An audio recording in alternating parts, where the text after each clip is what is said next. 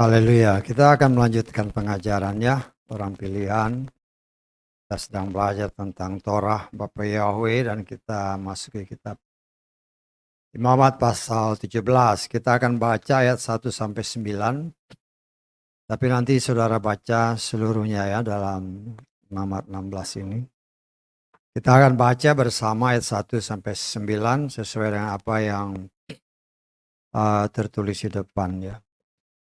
Kita baca bersama 3, 4. Dan berfirmanlah Yahweh kepada Mose dengan mengatakan, berbicaralah kepada Harun dan kepada anak-anaknya dan kepada seluruh Bani Israel. Dan kau harus mengatakan kepada mereka, inilah perkataan yang telah Yahweh perintahkan dengan mengatakan, setiap orang dari keluarga Israel yang menyembelih seekor lembu, atau seekor domba atau seekor kambing di dalam perkemahan, atau yang menyembelih di luar perkemahan, dan dia tidak membawanya masuk ke pintu kemah pertemuan untuk mempersembahkan persembahan kepada Yahweh di depan tabernakel Yahweh, darah haruslah diperuntukkan kepada orang itu. Dia telah menumpahkan darah dan orang itu haruslah dilenyapkan dari tengah-tengah bangsanya. Maksudnya supaya Bani Israel membawa korban-korban mereka yang mereka korbankan di hamparan ladang, lalu membawanya kepada Yahweh ke pintu kemah pertemuan, kepada imam. Jadi mereka mengorbankan korban-korban persembahan pendamaian mereka kepada Yahweh. Dan imam harus memercikan darah itu ke atas mezbah Yahweh di pintu kemah pertemuan dan membakar lemak sebagai bau harum yang menenangkan bagi Yahweh. Nah, mereka tidak akan lagi mengorbankan korban-korban mereka kepada kambing-kambing berhala yang kepadanya mereka telah berbuat zina. Hal ini telah menjadi satu ketetapan selamanya bagi mereka untuk generasi-generasi mereka. Dan kau harus mengatakan kepada mereka, setiap orang dari keluarga Israel dan dari pengembara yang menumpang di tengah-tengah kamu, yang menaikkan persembahan bakaran atau suatu korban, dan tidak membawanya ke pintu kemah pertemuan untuk mengolahnya bagi Yahweh, maka orang itu harus dilenyapkan dari bangsanya. Amin. Silakan duduk. Puji Bapa Yahweh, kita mengucap syukur ya oleh kemurahan Tuhan. Jadi kalau saudara perhatikan jalan ceritanya ya, ada beberapa hal yang juga harus sangat kita perhatikan. Kan beberapa waktu yang lalu ya, saya lupa pas hari raya apa itu, katanya santer kan, khususnya di antara penyembah Bapak Yahweh. Oh, sapi sudah dikorbankan. Kalau berdasarkan ayat-ayat yang tadi kita baca, itu tidak mungkin. Tidak mungkin sapi dipotong, darahnya ditampung, karena kemah sucinya belum ada. Bisa tangkap ya?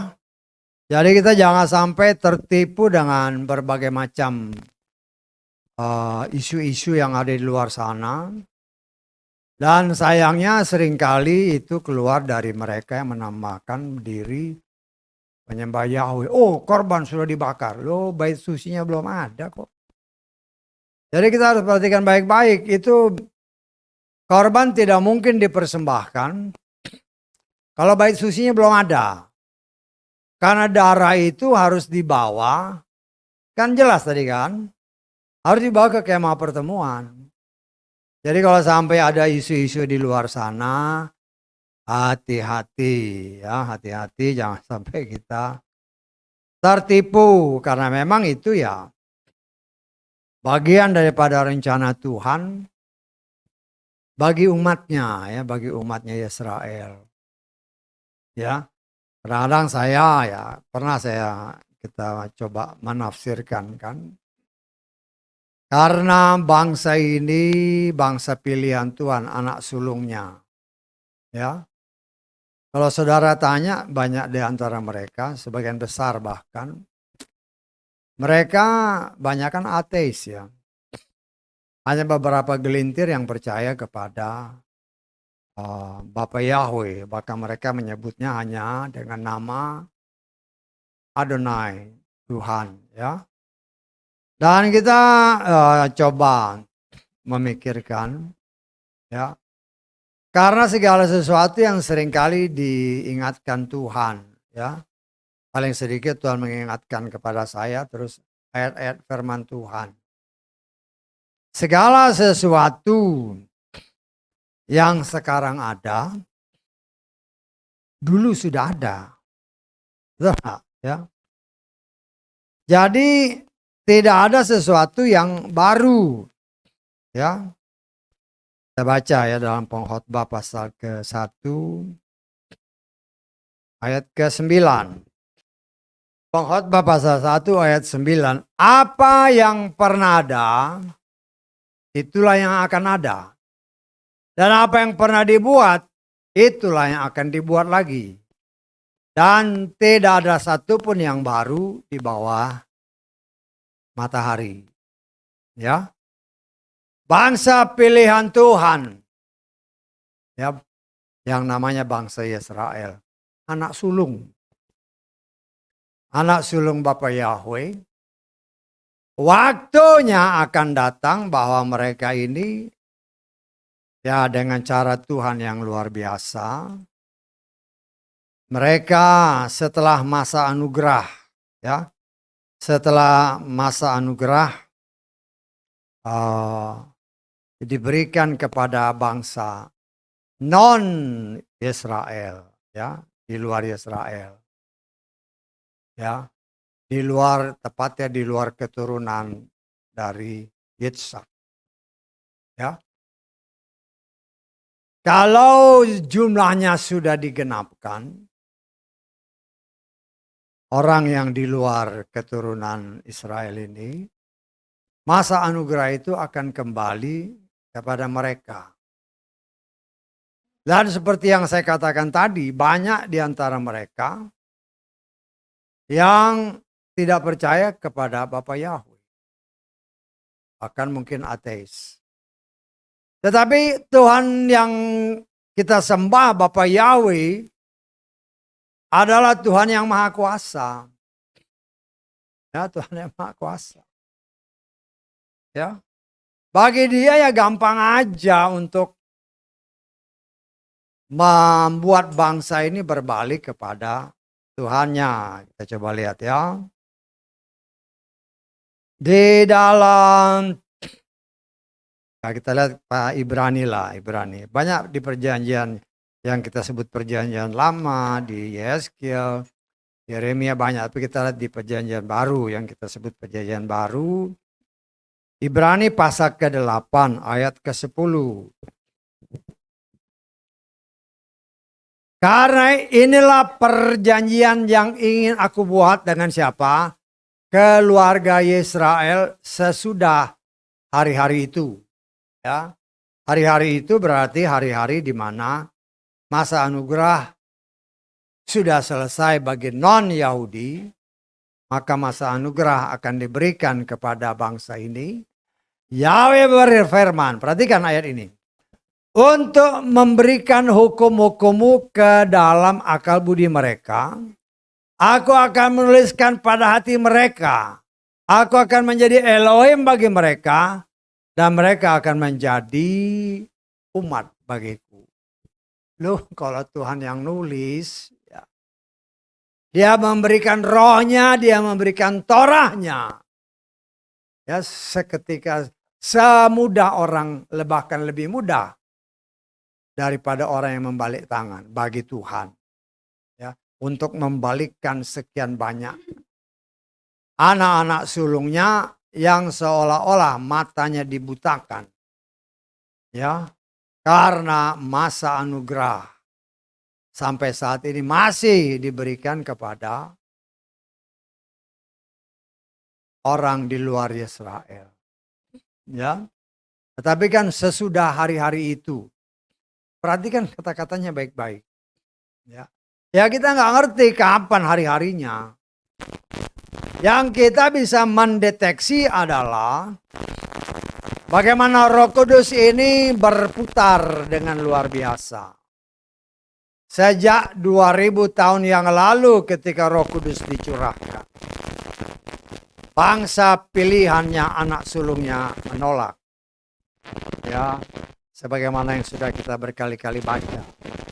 Paulus menyatakan, ya, seharusnya anugerah ini diberikan kepadamu. Bangsa pilihan tetapi kamu menolaknya. Karena itu mulai sekarang kami akan pergi kepada bangsa-bangsa lain. Itu 2000 tahun yang lalu. Ya. Dan ketika Roh Kudus mau ataupun mereka mau pergi ke ke keliling ke Asia, Roh Kudus bilang jangan ke Asia. Akhirnya mereka berputar dari Yerusalem ke Eropa. Terus mutar. Sekarang pertobatan demi pertobatan terjadi di daerah Arab Saudi. Ya. Setelah dia putar. Ya. Begitu banyak orang yang sudah mendengar berita tentang Injil, tentang berita baik, kabar baik. Injil artinya kabar baik. Apa kabar baiknya? Kabar baiknya adalah supaya mereka yang percaya mereka akan selamat. Kita baca Matius pasal ke-24. Ayat ke-14.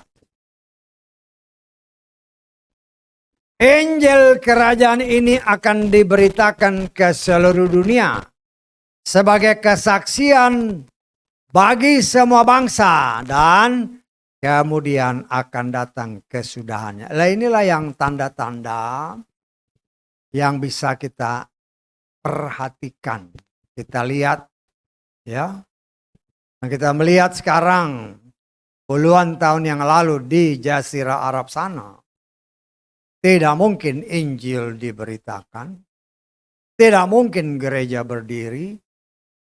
Tetapi tiba-tiba kita mendengar. Ya, banyak orang yang bertobat. Banyak orang yang dicelikkan matanya di sana.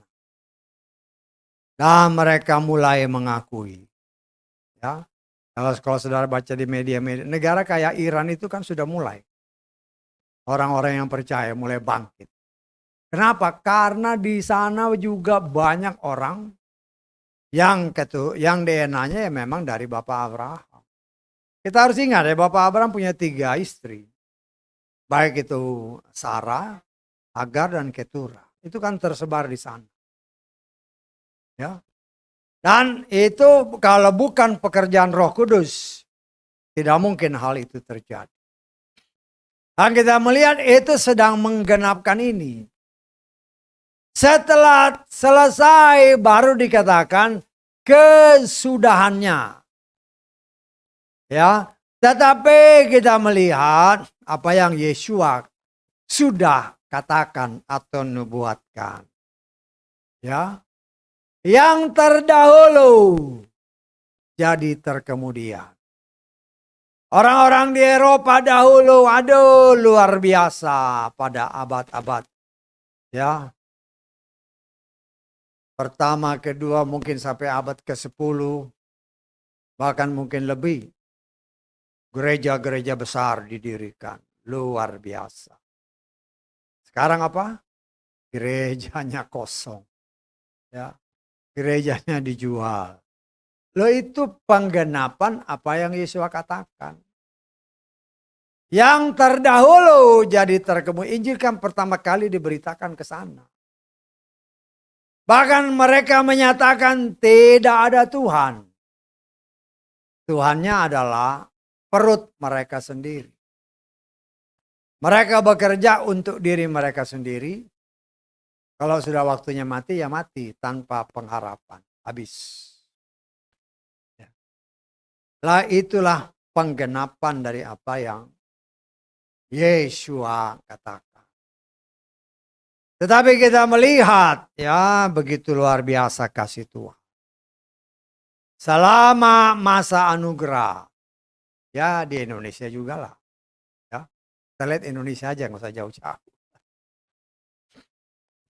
Nama itu mulai dipulihkan. Ya, seingat saya mulai 98, 99, 2000 dan seterusnya. Sampai saat ini. Ya.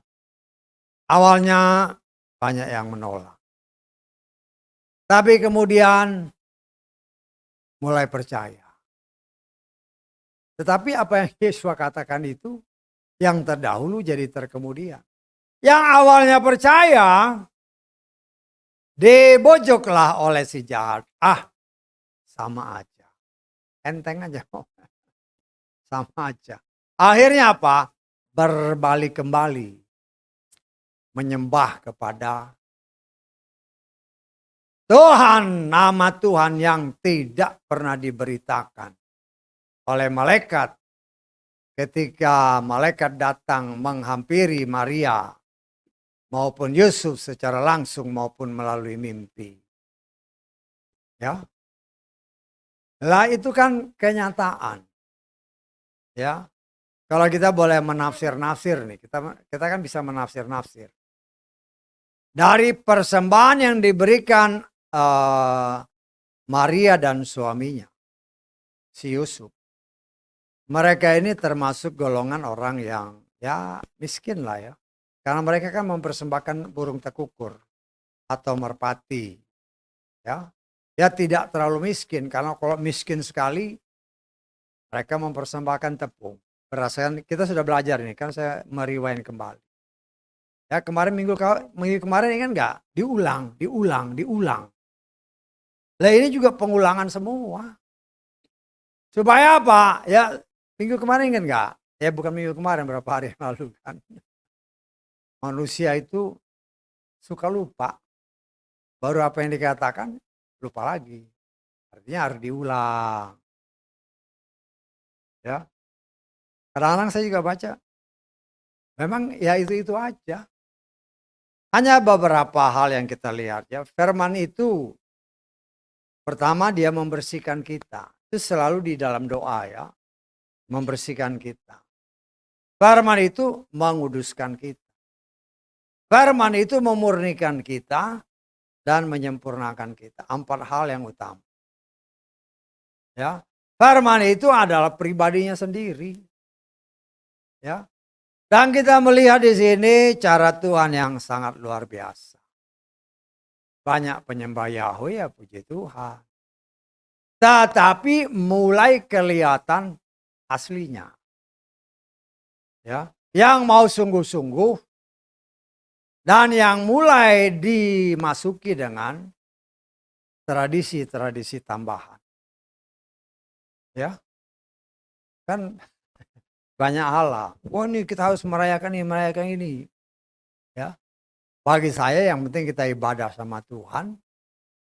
Bapa Yahweh yang benar, mengucap syukur. Hari-hari raya ya kita rayakan sebagaimana yang dapat kita lakukan. Karena hari raya itu kita sudah belajar berbicara tentang pribadi Yeshua sendiri. Ya. Dan kita mengucap syukur. Kita juga melihat bagaimana pertumbuhan rekan-rekan kita. Percaya kepada Bapa Yahweh, ya puji Bapa Yahweh lah, itu kehendak.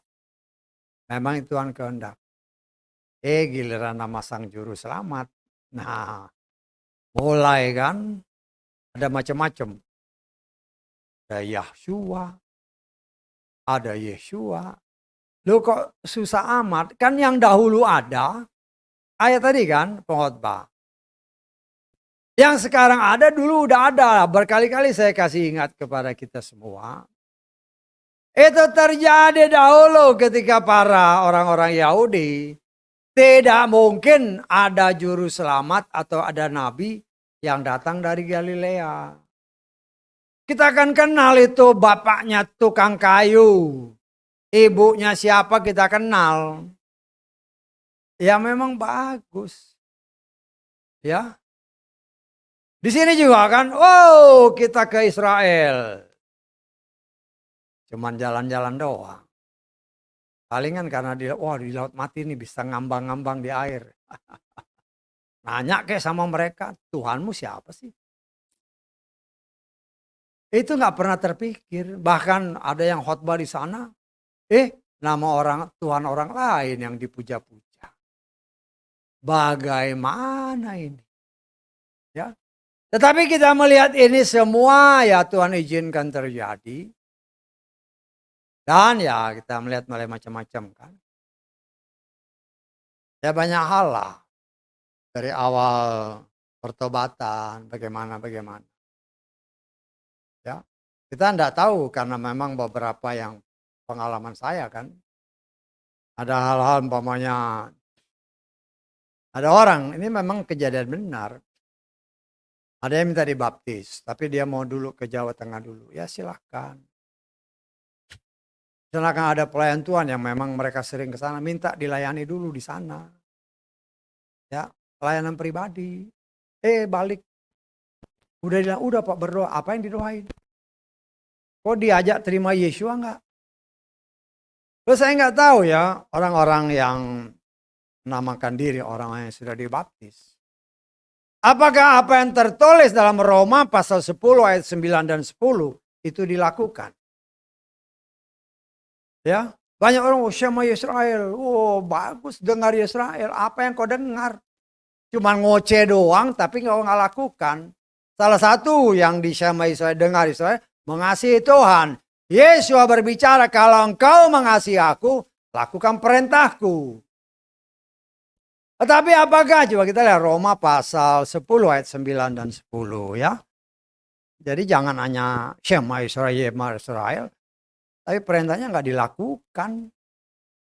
Sebab jika kamu mengakui Tuhan Yesus dengan mulutmu dan percaya dalam hatimu bahwa Elohim telah membangkitkan dia dari antara orang mati, maka kamu akan diselamatkan. Sebab untuk pembenaran dipercaya dengan hati dan untuk keselamatan diakui dengan mulut. Diakui dengan mulut. Saya nggak tahu kalau dibaptis kau akui dia dulu nggak? Kan banyak ya biar orang-orang di luar juga gembala-gembala di luar dengar. Kau baptis orang, kau ajak nggak orang itu menerima dulu, menggenapkan ini. Karena kita ini kan dari berbagai macam latar belakang. Kau baptis orang, jangan-jangan dia masih punya jimat-jimat. Ya, masih punya ikatan-ikatan dengan roh-roh jahat, apa gunanya dibaptis? Gak ada gunanya. Ya. Karena itu ya kita harus belajar, ini harus dipraktekkan. Bagaimana kau mengakui dia Yesus sebagai Tuhan dan Juru Selamat? Kalau tidak dibimbing dengan 5 jabatan ini, baik itu rasul, baik itu nabi, baik itu gembala, baik itu penginjil maupun guru. Kan 5 jabatan. Orang-orang ini harus dibimbing supaya bisa sebelum dimasukkan dalam baptisan, dibimbing supaya dia menerima, mengakui dengan mulut bahwa engkau Tuhan dan Juru Selamatku. Tapi nggak pernah dibimbing. Akhirnya bingung Juru Selamatnya yang mana. Apakah dengan percuma ditulis Wahyu pasal 3 ayat 20. Oh, Yesus berdiri di bawah pintu dan mengetuk. Siapa yang membuka pintu dia masuk. Yesus mengetuk pintu semua umat. Agar apa yang dikatakan Matius tadi digenapkan. Tetapi banyak orang masuk ke baptisan asal masuk aja. Tidak diajar lebih dahulu. Jangan-jangan dia masih punya jimat-jimat di dalam kantong. Masih di dalam hatinya masih ada ikatan dengan leluhur. Roh-roh jahat sudah dimasukin dalam baptisan. Apa itu benar? Ya nggak bisa begitu. Orang ini harus benar-benar melepaskan ikatan-ikatan. Dengan cara apa? Sebelum dia mengakui Yesua sebagai Tuhan dan Juru Selamatnya. Loh, apa yang ada di dalam dia itu siapa sebelumnya? Kan banyak kan orang-orang kan. Lagi orang yang dukun-dukun, punya jimat. Lu ada roh setan di dalam dia. Bagaimana mau dikubur apa namanya melalui baptisan yang Yesus? Dia belum akui. Dia harus putuskan ini semua. Dia harus buang semua ikatan-ikatan dengan apa yang pernah dia akui dan dia puja. Dia harus bangga setelah dilepas semua jimat-jimat dibakar, baru dibimbing supaya dia menerima Yesua sebagai Tuhan dan Juru Selamat, baru dikubur melalui baptisan. Baptisan ya seringkali diingatkan dari tempat ini, harus caranya benar, harus orangnya benar, harus namanya benar. Kalau tiga ini tidak benar, hati-hati. Ya. Kan contohnya ada. Yesua saya menafsirkan. Setelah dia bangkit dari kematian, 40 hari dia mengajar murid-muridnya secara intensif. Sehingga murid-muridnya tahu. Karena Yesus kan hanya mengajar. Dalam Matius 28. Baptis mereka dalam nama Bapa, Anak, dan Roh Kudus. Dia tidak menyebut siapa namanya. Tetapi ketika mereka diajar selama 40 hari. Dan Roh Kudus dicurahkan. Langsung Petrus membaptis dalam nama Bapa, Anak, dan Roh Kudus. Siapa namanya? Yesua HaMasiah. Jangan kau tambah. Ya, hati-hati. Ya. Ini kalau tiga ini nggak benar, ya koreksi diri. Ya. Karena banyak HaMasiah palsu menyisipkan tradisi-tradisi. Hati-hati dengan nama. Karena Kisah Rasul pasal 4 ayat 12 jelas catatkan. Kita lihat lagi ya. Kisah Rasul 12 ayat keempat. Kisah Rasul 4 ayat 12. Keselamatan tidak ada pada siapapun yang lain. Karena di kolong langit ini tidak ada nama lain yang telah diberikan kepada manusia. Yang di dalamnya kita dapat diselamatkan. Siapa namanya? Baca ayat-ayat sebelumnya. Petrus berbicara hanya di dalam nama Yesua HaMasiah. Hati ya setan. Ya setan itu senantiasa dia bikin mirip-mirip. Kita sudah belajar ya. Kitab suci kita terdiri dari 66 kitab. Setan 6 tambahin lagi 6. Ya. Dibaptis dalam nama Yesua HaMasiah. Karena saya mengalami secara langsung, ada orang yang nambahin lagi. Kan contohnya kan para rasul. Betul nggak? Contoh aja dari baik Pak Rasul Kisah Rasul 2, Kisah Rasul 10, Kisah Rasul 19, itu jelas namanya. Karena Yesua saya percaya dari ketika dia mengajarkan murid-muridnya, para rasulnya secara intensif, dia kasih tahu nama Bapa, Anak, dan Roh Kudus itu Yesua HaMasiah. Jangan kau tambah, jangan kau kurangi, kata kitab Torah. Ya. Tetapi lah dengan berjalannya waktu, ya. Apalagi setan kan, saya pernah katakan kepada saudara kan, ya. Umpamanya seorang gembala punya ribuan jemaat. Daripada setan ini menghampiri satu-satu, katakan 1000 gitu kan. Wah, saya punya 1000 jemaat. Daripada dia nyamperin 1000 satu-satu nih. Lo pegang aja kepalanya, plak. dipelintir sedikit. Ya itu. Memang kelihatannya bagus. 6, 6. Ya kan? Setan tambahin lagi 6. Nggak ketahuan. Kalau tidak ada hikmat Tuhan, tidak dipimpin Roh Kudus, setan itu licik. Ya. Dia tidak akan menampilkan dirinya terang-terang. Tetapi dia akan membuat orang seolah-olah dia itu adalah kebenaran. Tetapi dia bukan kebenaran. Lah kita melihat ya sangat mengucap syukur. Ya. Apa yang tadi saudara baca, kalau saudara nggak baca hati-hati. Ini yang saya percaya. Ya. Dikatakan oleh ketika Yesua berkomunikasi dengan siapa? Dengan perempuan yang dekat sumur itu. Masih ingat nggak? Ya, di dalam kitab apa itu? Yohanes pasal. Halo. Pasal ke? Ya. Ntar baca lagi Yohanes berapa itu? Yohanes pasal 4 ya, kita lihat. Kita baca mulai ayat 20 ya sampai ke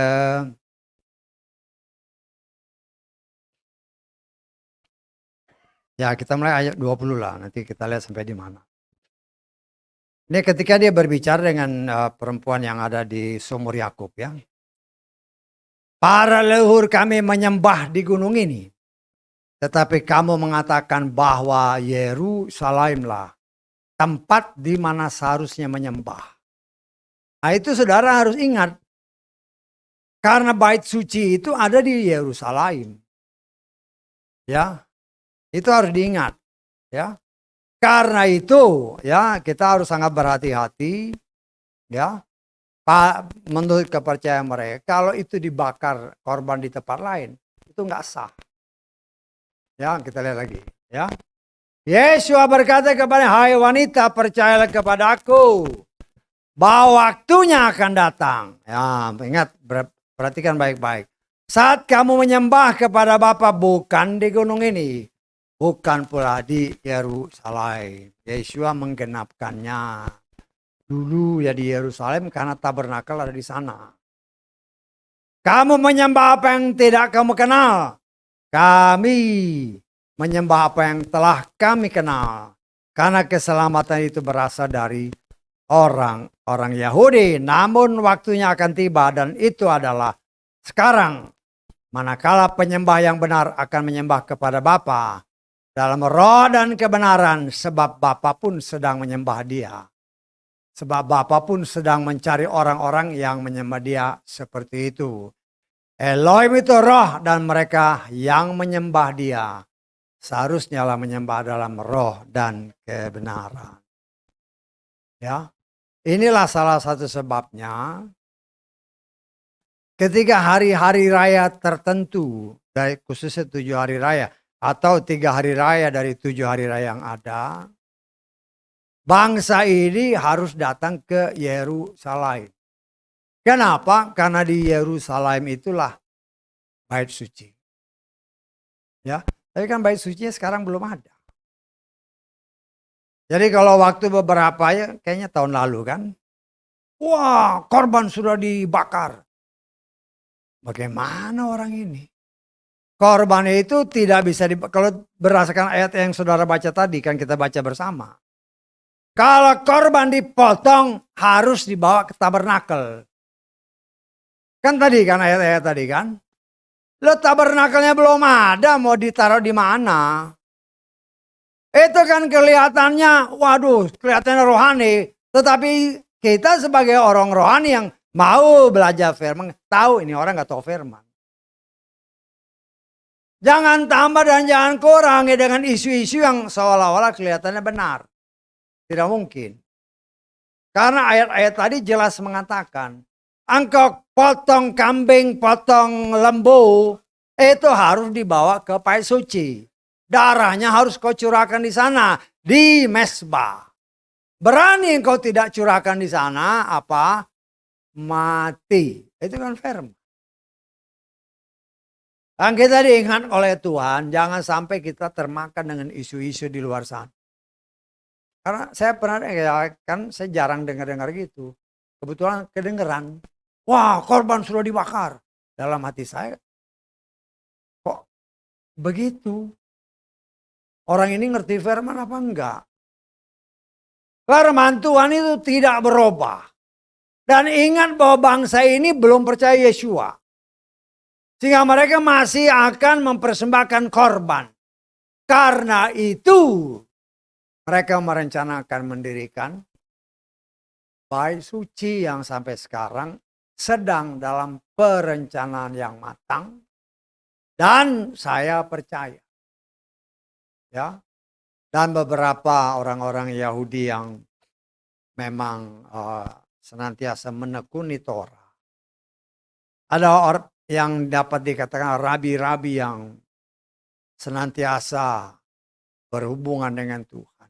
Ingat ya, kalau saudara perhatikan walaupun bangsa ini ya memberontak terhadap Tuhan, tetapi Tuhan tetap mengutus nabi-nabi.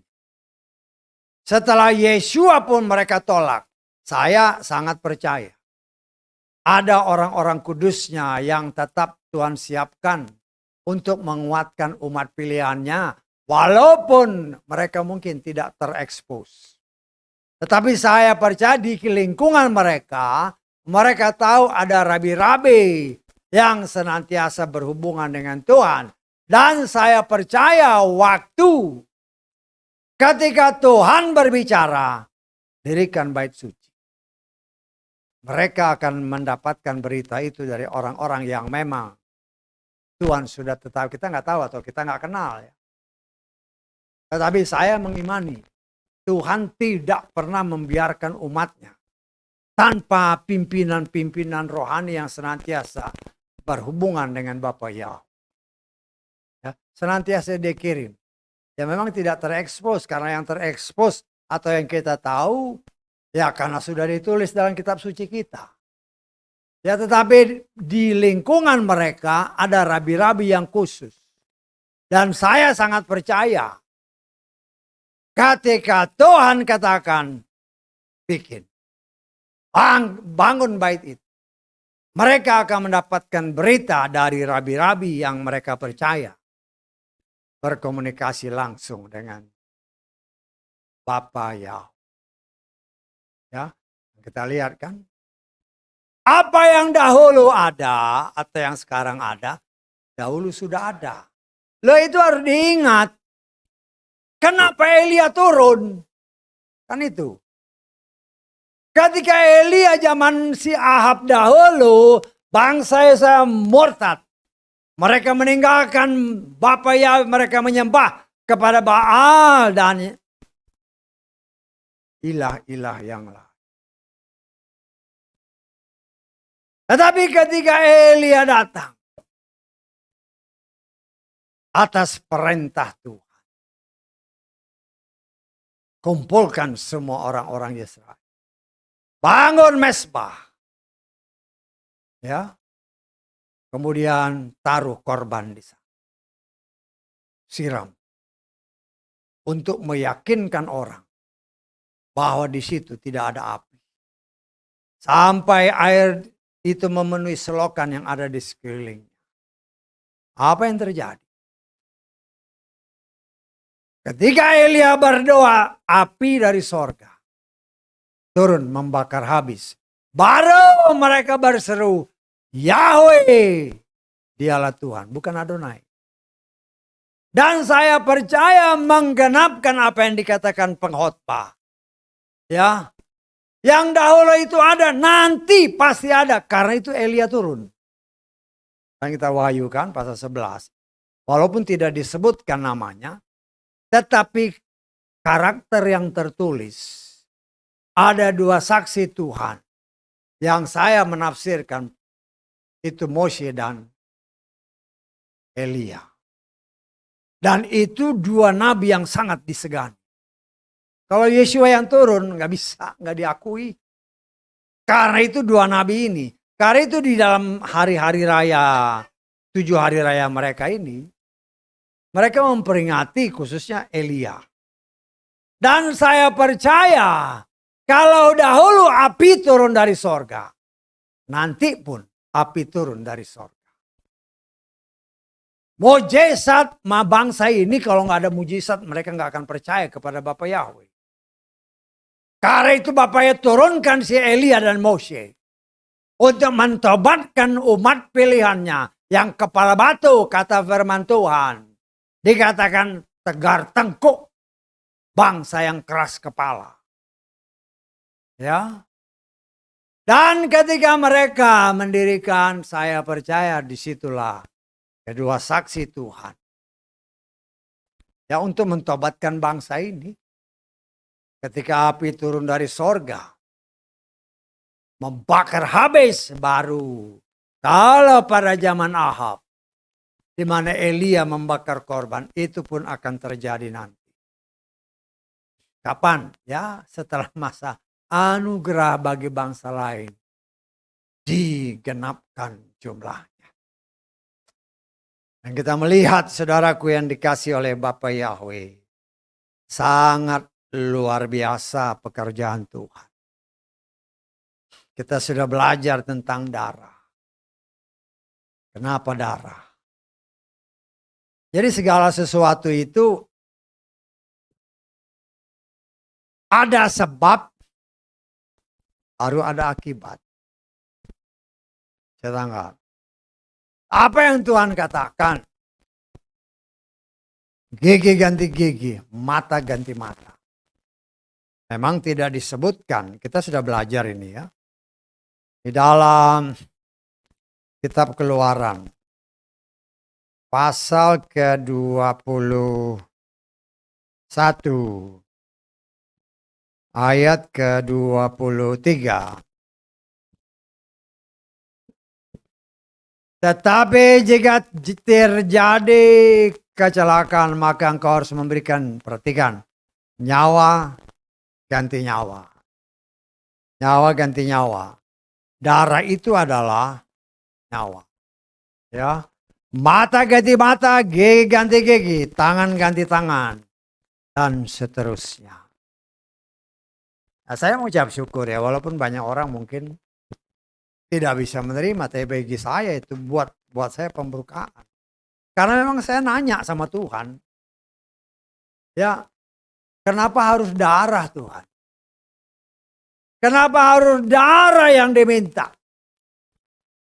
Karena berbicara jiwa, berbicara darah, berbicara jiwa.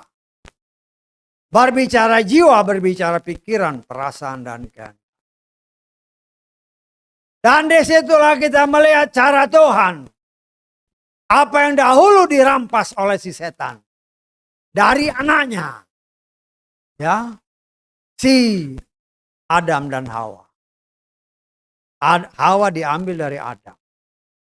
Adam itu adalah anak Bapa Yahweh. Karena Hawa diambil dari Adam, maka Hawa juga adalah anak Bapa Yahweh. Oh, anak bagaimana? Loh, kadang-kadang orang berpikir seperti itu kan. Jangan heran kalau firman Tuhan katakan, ada anak setan, ada anak Elohim. Ya, kita lihat ya. Siapakah anak Elohim itu? Kita lihat kan. Kita lihat di dalam Lukas pasal ketiga. Kita mulai baca agak ke atas lah ya, supaya agak lebih jelas. Kita baca mulai ayat ke-34 lah. Ya, sampai akhir, sampai 38. Nah, di sini mulainya bangsa Yesrael ya, karena berbicara Yakub, berbicara Yesrael, anak Yakub. Yakub itu anaknya si Ishak. Ishak itu anaknya Abraham. Abraham itu anaknya Terah. Terah itu anaknya Nahor. Nahor itu anaknya Seruk. Seruk itu anaknya Rehu. Rehu anaknya Pelek. Pelek anaknya Eber. Eber anaknya Salah. Salah anaknya Kenan. Kenan anaknya Arpaksat. Arpaksat anaknya Sem. Sem anaknya Nuh. Nuh anaknya Lameh. Lameh anaknya Metusalah. Metusalah anaknya Henoh. Henoh anaknya Yared. Yared anaknya Mahalaleel. Mahalaleel anaknya Kenan. Kenan anaknya Enos. Enos anaknya Set. Set anaknya Adam. Adam anaknya Elohim. Ya. Jadi itu tertulis anak Tuhan itu ada. Loh kalau anak Tuhan ada, 1 Yohanes pasal 3, juga anak setan. Dan kita sudah belajar. Ya. Dan itulah yang Tuhan tagih kepada manusia. Darah ganti darah. Nyawa ganti nyawa. Kan dalam Keluaran tadi kan.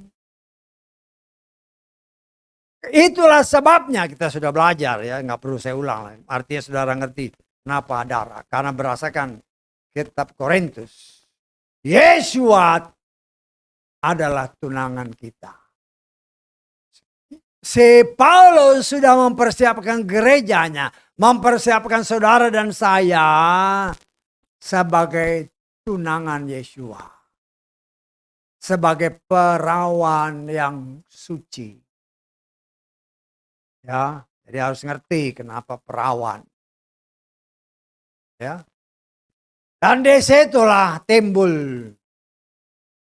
Seharusnya nyawa atau darah itu diberikan kepada Tuhan. Tetapi karena ketipu, darah itu diberikan kepada setan. Sehingga timbullah anak-anak setan. Tetapi kita melihat di sini itu akhirnya berjalan terus. Sekian ribu tahun sejak zaman, dapat dikatakan saya zaman Habel. Dia akan mempersembahkan korban, darah. Walaupun waktu itu mereka tidak mengerti. Tapi saya percaya karena roh Bapa Yahweh ada pada Habel. Maka dia mempersembahkan korban berupa domba yang paling tambun. Juga belum diajarkan kepada Nuh. Tetapi Nuh mengerti. Ketika dia sudah diselamatkan Tuhan dari air bah. Air bah sudah surut. Ketika dia keluar, dia mempersembahkan korban. Dari semua binatang yang lahir. Nggak ada ayatnya yang menyatakan Tuhan sudah kasih tahu. Yang bersih ini ya, yang nggak bersih ini. Belum ada ayatnya. Kok dia tahu? Dari mana? Kalau bukan dari Bapa Yahweh. Kenapa? Karena berdasarkan ayat-ayat yang tadi kita baca. Mereka adalah anak-anak Elohim. Kita anggap. Ya.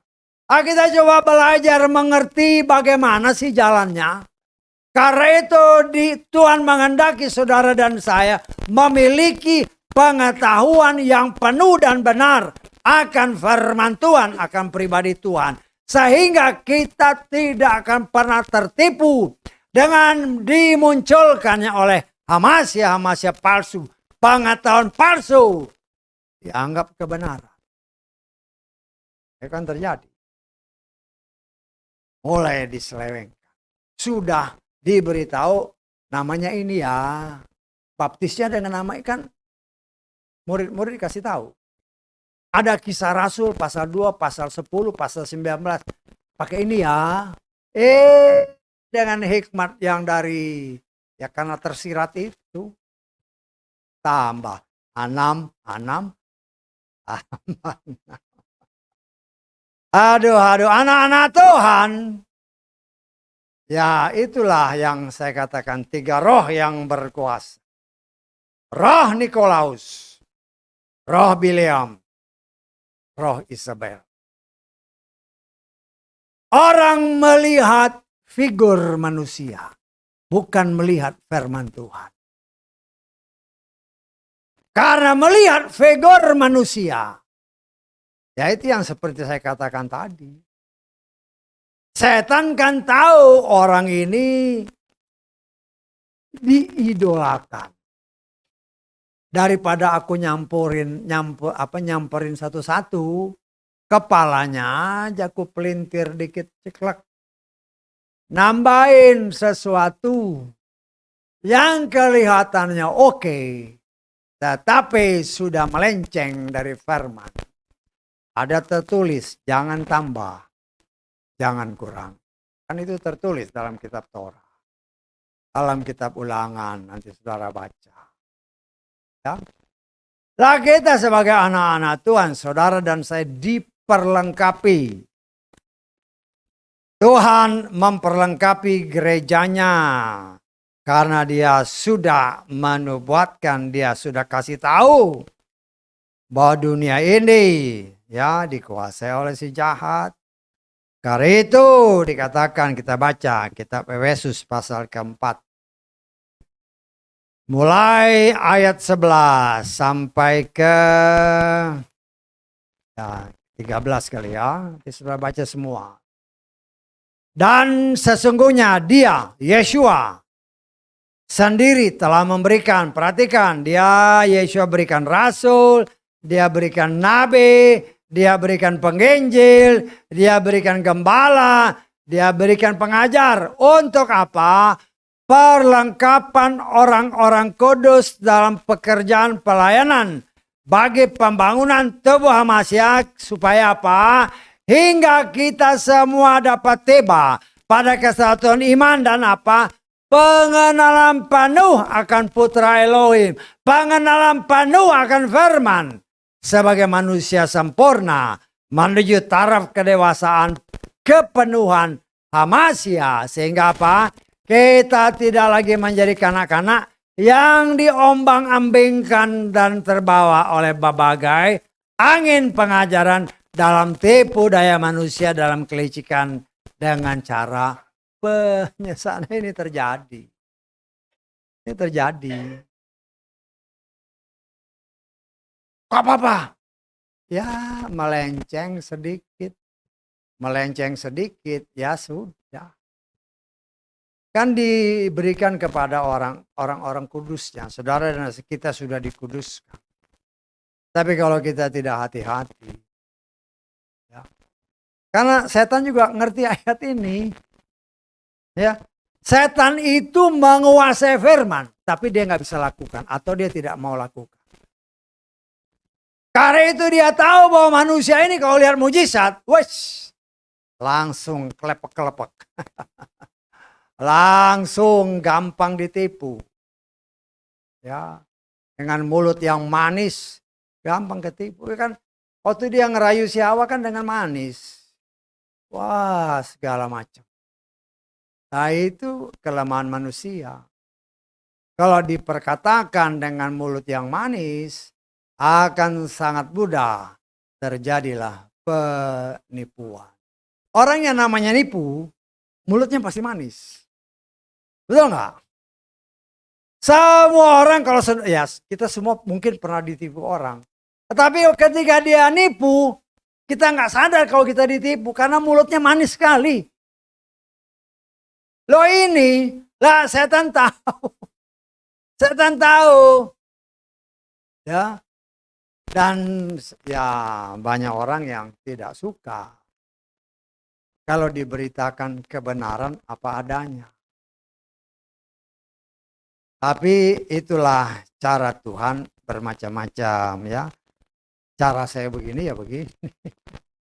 Apa adanya. Kasih tahu. Tapi itu kasar. Wah ya. Engkau bilang kasar. Tapi ingat aku sudah berdoa Tuhan. Aturlah kata-kata ini. Kan orang macam-macam kan. Ada yang seperti batu kan. Keras.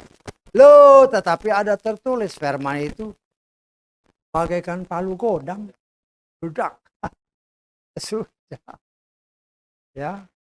Tetapi di situlah kita melihat, kita harus mengerti dengan benar. Nyawa ganti nyawa, kata kitab Keluaran tadi. Jiwa ganti jiwa. Darah ganti darah. Dan ada hal-hal yang harus kita ingat juga. Kalau saudara mungkin, ya saya dulu pernah ya waktu salah satu anak saya yang perempuan, nggak tahu Ruth apa kakaknya. Mamanya lagi pas mau hamil kan, lagi mau hamil. Pengen bebek, waduh bebek. Paksa saya pergi ke pasar Parung, cari bebek 2 ekor. Wah, saya potong aja dalam nama Yesua kan. Waktu itu masih pakai nama yang lama, potong. Tetapi ternyata saya potong boleh aja. Kita lengkap, kita baca di dalam. Supaya tahu ya. Di dalam ayat ke-13 dari Imamat 17 tadi.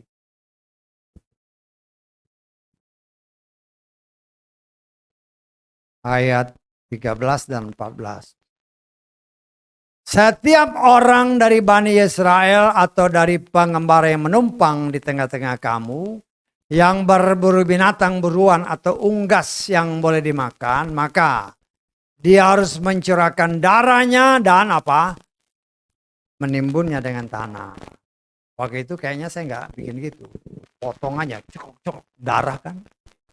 Nah, sekarang kita tahu, kalau kau potong ayam, darahnya tercurah, berdasarkan ayat ini ditimbun sama tanah.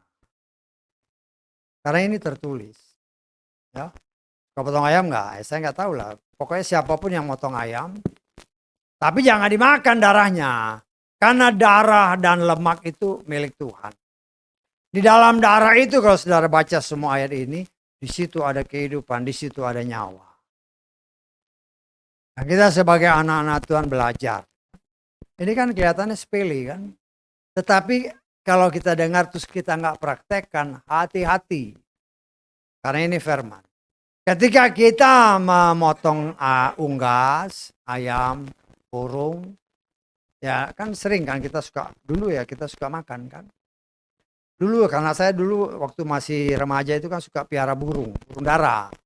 Kadang-kadang ya potong-potong juga. Ya. Tapi ya darahnya ya dibuang aja gitu, bahkan dialirkan ke air. Nah, itu salah.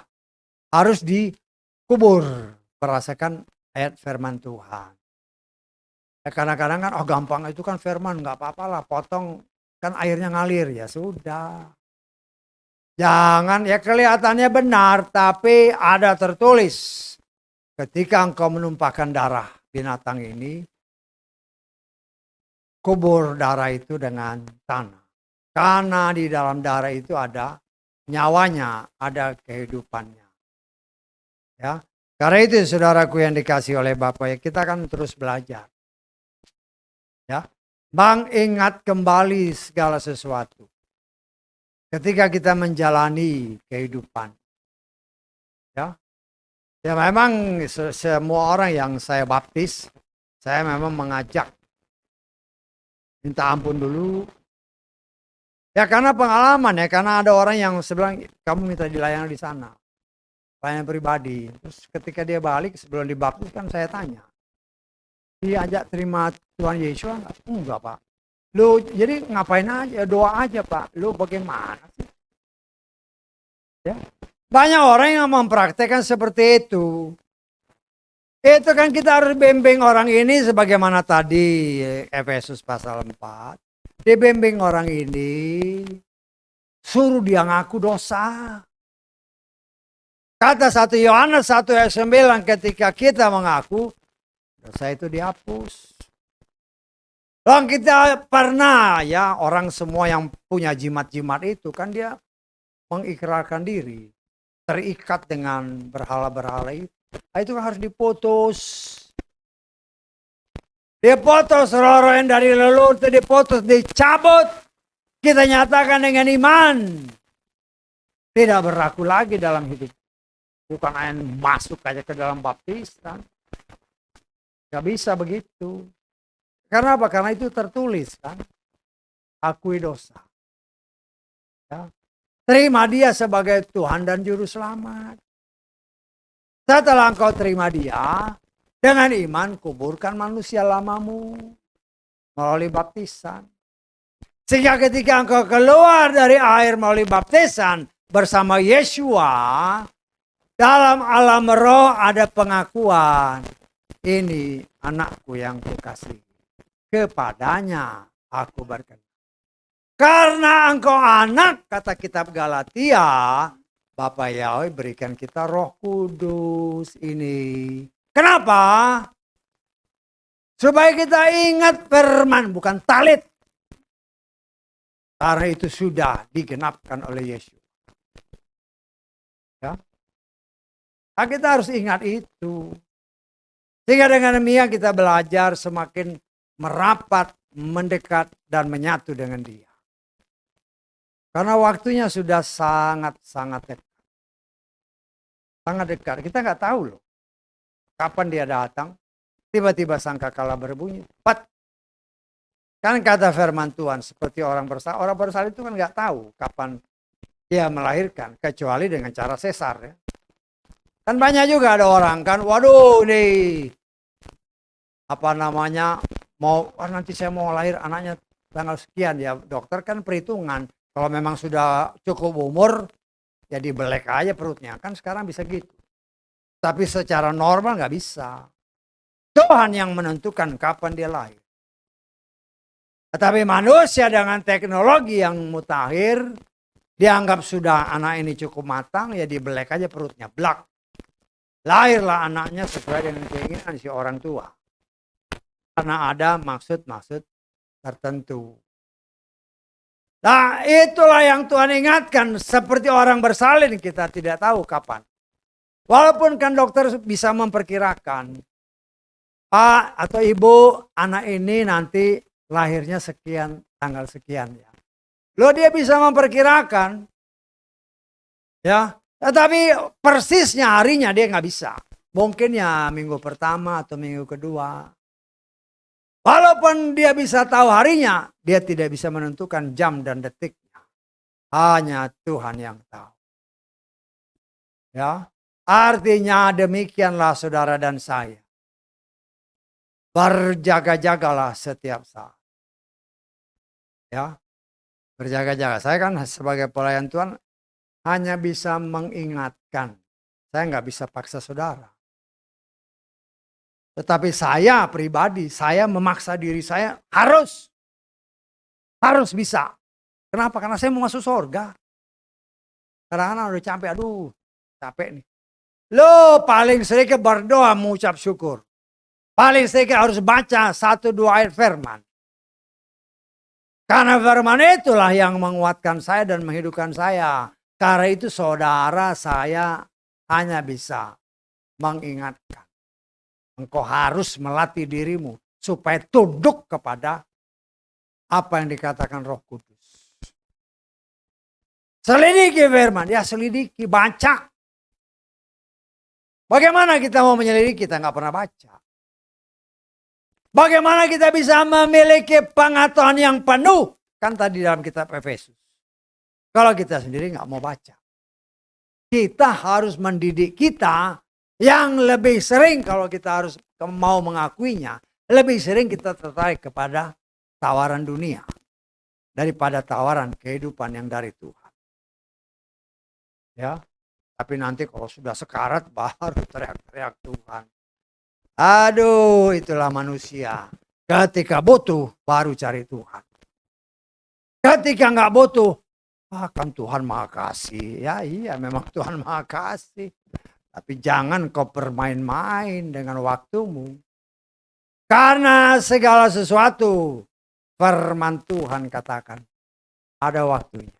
Ada waktu lahir, ada waktu kau harus pulang. Masalahnya kita nggak tahu kapan. Betul nggak? Ya. Walaupun saya sangat mengimani. Bagi orang yang dekat dengan Tuhan, Tuhan akan beritahu secara pribadi. Secara pribadi. Kan banyak sebenarnya kejadian-kejadian yang kita lihat. Kan banyak orang-orang yang di luar iman kita pun banyak yang ya karena kepercayaan mereka juga merasa kayaknya aku mau pulang. Nggak lama memang pulang. Ya. Loh apalagi kita yang punya Tuhan yang Maha Kuasa. Ya. Tuhan yang memiliki hidup kita. Kalau kita benar-benar hidup di dalam Dia, saya percaya. Kalau memang waktunya, ya, yo siap-siap. Siap. Siapnya bagaimana? Bukan siap pakai pakaian untuk mati, bukan itu. Berdoa, mengucap syukur, memuja, memuliakan Dia. Ya, bukan siap-siap, kan ada orang, wah saya sudah siapin pakaian buat mati. Wah, bagaimana pikiran orang. Itu kan sering terjadi seperti itu. Aku udah siapin kok pakaian buat aku mati. Kok siapin pakaian buat mati? Siapkan dirimu untuk layak masuk ke dalam rumah Bapa. Bagaimana caranya? Puji Dia, sembah Dia, muliakan Dia, berdoa, menangis di bawah kaki Bapa Yahweh. Dan itulah yang Tuhan kehendaki, karena memang untuk itulah saudara dan saya telah diciptakan oleh Tuhan. Ya, nyawa ganti nyawa. Nyawa ini harus dipersembahkan. Dan mesbah korban bakaran dibakar. Dibakar. Ya, walaupun dia tidak di atas apinya, tapi kan di samping-sampingnya kan panas samping-sampingnya. Ya kalau di atas apinya matilah apinya. Bisa nggak maksud saya? Dia nggak dimasukin di api ya, tapi di samping-sampingnya itu. Tapi samping-sampingnya itu kan panas. Karena dia tembaga kan. Tetap aja ada dupa harum yang menyenangkan hati Bapa Yahweh. Nah, saya percaya darah kalau dibakar baunya agak beda. Baunya agak beda. Tapi bau yang agak beda itu bagi Tuhan adalah bau yang menyenangkan. Karena apa? Karena itu dari Dia sendiri.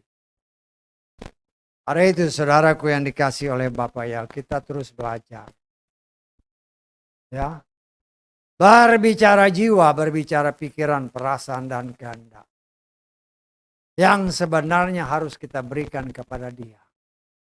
Sehingga kita memiliki jiwa Yeshua. Pikiran, perasaan, dan kehendak. Milikilah, kata firman Tuhan. Pikiran siapa? Pikiran Hamasia. Ya, bagaimana bisa? Ya bisa. Segala sesuatu yang tertulis itu pasti bisa terjadi kalau kita benar-benar mau mengikuti apa yang tertulis. Kita baca 1 Korintus pasal kedua ayat ke-16. Nah, saya nggak tahu ya terjemahan di sini, mungkin di LT3 nggak tahu. Sebab siapakah yang mengetahui pikiran Yahweh? Siapakah yang akan memberi Dia petunjuk? Tetapi kami memiliki apa? Pikiran Hamasia. Berbicara pikiran, berbicara jiwa. Ya, pikiran, perasaan, kehendak adalah bagian daripada jiwa. Tuhan menghendaki saudara dan saya memiliki pikiran Dia. Karena itu sebagaimana yang beberapa kali diberitakan. Diingatkan kembali, ya. Apa yang Yeshua katakan. Aku mengatakan apa yang aku dengar Bapa katakan. Aku melakukan apa yang aku lihat Bapa lakukan. Kita contoh itu bukan hanya asal tertulis. Saya praktekkan. Saya berdoa bagi diriku, saya berdoa bagi saudara.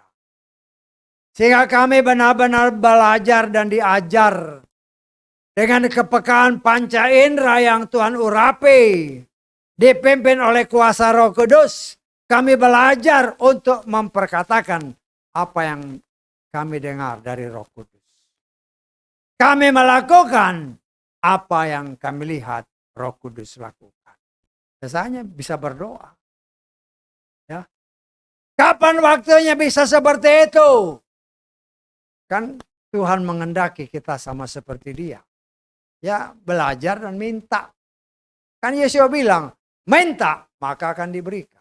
Ya minta aja. Nggak susah kok minta. Kita minta sama Bapak kita minta sama Tuhan kita. Dan Dia itu setia kepada janjinya. Tetapi kalau yang minta ini anak yang nakal, ya orang tua kalau anaknya minta, anaknya nakal, Ya mikir-mikir dulu dia. Sama dengan Bapak kita. Kalau kita melakukan semua apa yang Tuhan perintahkan, kita menyenangkan hatinya. Kata 1 Korintus pasal kedua, ayat ke-9.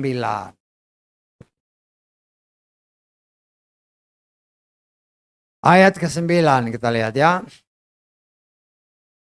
Tetapi sebagaimana yang telah tertulis, perhatikan ayat ini. Apa yang mata belum pernah melihat, telinga belum pernah mendengar, serta belum pernah timbul dalam hati manusia. Itulah yang telah Elohim sediakan bagi siapa? Mereka yang mengasihi Dia. Siapa yang mengasihi Dia? Yesua berkata, Yohanes 14 ayat ke-15. Kita lihat. Yohanes 14 ayat ke-15. Apa yang dikatakan oleh firman Tuhan? Jika kamu mengasihi aku, peliharalah perintah-perintahku. Ya, kita jawab sendirilah. Ya, jawab sendiri. Kalau kita mengasihi Dia, melakukan perintahnya, apa yang dikatakan 1 Korintus 2 tadi, kita nggak pernah lihat, kita nggak pernah dengar. Tuhan memberikan yang terbaik bagi anak-anaknya. Kenapa? Karena kita mentaati apa yang Dia perintahkan. Karena itu mari kita belajar. Sama-sama belajar. Sehingga kita mengerti kehendak Tuhan dengan benar. Ya. Orang namanya belajar semakin hari harusnya semakin pintar. Ketika kita belum sekolah, kalau ditanya 1 kali 1 berapa, kita bingung. Tetapi setelah sekolah dan belajar, jangankan 1 kali 1. Ribuan kali ribuan pun kita bisa mengetahui karena kita tahu caranya mendapatkannya. Demikian juga dengan Tuhan kita. Ya, bagaimana saya bisa melakukan perintahnya? Perintah yang mana? Baca dari kitab Kejadian sampai Wahyu. Sehingga kita mengerti semua itu. Ya. Dan kita belajar bukan saja mengertinya, tapi belajar mempraktekkan. Ketika kita belajar mempraktekkan semua itu, maka akan terjadi apa yang tadi dikatakan. Firman itulah yang membersihkan kita. Firman itulah yang menguduskan kita. Firman itulah yang memurnikan kita. Firman itulah yang menyempurnakan kita. Karena ada tertulis, hendaklah engkau sempurna. Sama seperti Bapamu sempurna ada. Kita belajar. Ya, kita belajar. Dan saya percaya dengan pertolongan Roh Kudus. Kalau setiap hari kita minta. Setiap hari kita mohon, Tuhan berikan aku roh untuk setia kepada. Ya, kan banyak orang cuma minta berkat. Memang gak salah. Tapi cobalah minta kepada Dia. Beriku roh, ketaatan dan kesetiaan. Bukan saja mengerti firman-Mu, tetapi terlebih mempraktekkannya dalam hidup. Karena firman itulah yang dapat membuat apa yang tadi itu membersihkan, menguduskan, memurnikan, dan menyempurnakan kita. Tapi kalau kita nggak ngerti, bingung, bagaimana sih menguduskan? Ya gimana? Karena kita tidak mau belajar mengerti apa itu kehendak Tuhan. Kita sudah belajar apa kehendak Tuhan, pengudusan. Dikuduskan dari pencemaran dunia. Kenapa? Karena dunia dikuasai oleh si jahat. Dunia dikuasai oleh jahat, karena itu kita dibersihkan oleh firman. Dan saya percaya, ya, kalau saudara dan saya belajar terus, belajar untuk mempraktekkan, ya, kita pasti akan berubah. Pasti, bukan kita yang berubah. Tuhan hanya membutuhkan kerjasama kita dengan firman itu. Dengan roh. Rohnya mengajar kita, firman ini memberikan kita pengertian dan kita mau mengikutinya. Sehingga terjadilah perubahan sesuai yang Tuhan kehendaki. Dia mau jiwamu, jiwaku. Persembahkan darah itu. Persembahkan itu di mezbah. Itu kehendak Tuhan. Kita belajar. Dan saya percaya dengan pertolongan Roh Kudus semua pasti terjadi. Haleluya. Amin. Kita bangkit berdiri.